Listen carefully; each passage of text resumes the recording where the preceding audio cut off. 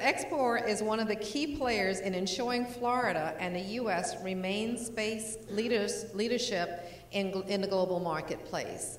XCOR is a leader in developing responsive, safer, and significantly lower cost system to access space.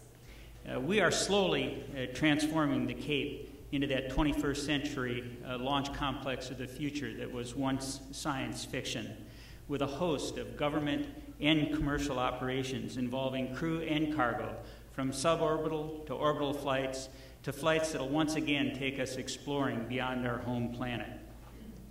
The EDC and all its partners have one very important notion in common. We all want to see the post-shuttle economy grow through this new chapter in aerospace and America's space program. XCOR's footprint on the Space Coast will help us further diversify our aerospace industry as it remains the backbone of our local economy. I'm delighted to welcome XCOR on behalf of my board of directors at the EDC, and today we look forward to the growth and success here on the Space Coast. We, as you know, recently announced that we're going to be locating our R&D facilities in Midland, Texas, and I am very pleased today to announce that over the results of many years of search and many years of working with this team, today we're announcing that the location for our manufacturing facility is going to be here in Brevard County, Florida.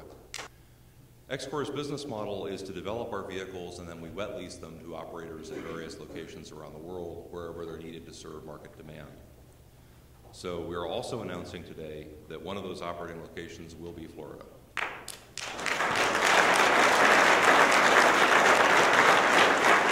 Our first step will be, hopefully in mid to late 2014, is bringing our first Lynx prototype, which we call the Lynx Mark I, to do demonstration and Pathfinder flights here in Florida. And I use the word Pathfinder. Also, we have to build things, and Jeff mentioned that we're going to have manufacturing of Lynx vehicles and our propulsion systems here in Brevard County. And I look forward to doing that. Yet here we are, some 17 years later, in the midst or at the end of some tortuous times, you might call it, for the Space Coast here as the shuttle is wound down. Very wistful sort of thing for me to observe from outside, even from all the way across the country in California. Looking forward to the future, and it's so exciting to me to think that I would have the prospect of going to space from Florida again. But that's exactly the capability we're building. You know, XCOR is one of those companies that, you know, in the aerospace industry we're getting pretty well known now, but by and large the general public doesn't know us that well. But we've been around for 14 or 15 years now, Jeff, right? 13 years. So, you know, when we first actually fly Lynx and go to space, it's going to be an overnight success that people are going to pursue. In this new millennium, XCOR has flown more than half of the human-carrying rocket-powered vehicle flights ever done worldwide. But what it portends with our reusable, robust technology that's very scalable, what it portends is great things for this repeatable 4 times a day kind of operations and building in scale and scope and numbers of operations here that will only benefit the Space Coast, the workforce here, and the people of our nation and the world with the benefits that will come from it. Not only are we bringing companies like XCOR to the Space Course here, but we also are continuing and implementing our plan, following them through to bring commercial companies to launch Americans to the International Space Station from here, and to launch the first human missions aboard the Space Launch System and the Orion Multipurpose Crew Vehicle from here. XCOR really is launching a new way and a new level of space tourism. And it's not only the tourism side, it's the science and it's the research side as well. You know, we're excited because of all the ways we can connect with XCOR and the work they're doing.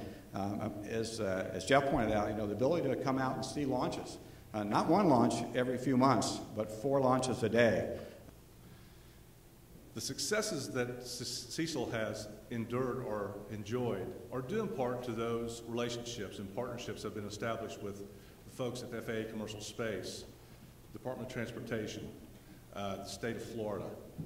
These are very important and accomplishments could not happen without those relationships. These relationships, combined with the existing infrastructure, facilities, and willingness to succeed, will be the ingredients that form the foundation that will help XCOR realize their successes here in the state of Florida. All of these projects and experiments are being developed and put together to go to space. You combine all of that then with the announcement today, and you start to see the exciting future of the Kennedy Space Center and the Cape. And that's happening in front of our eyes.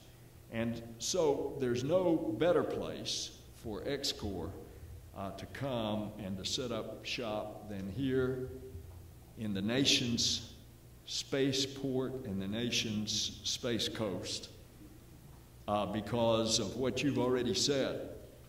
The extremely highly skilled workforce, the advanced manufacturing and production, the infrastructure, and the access to the nation's premier launch complexes.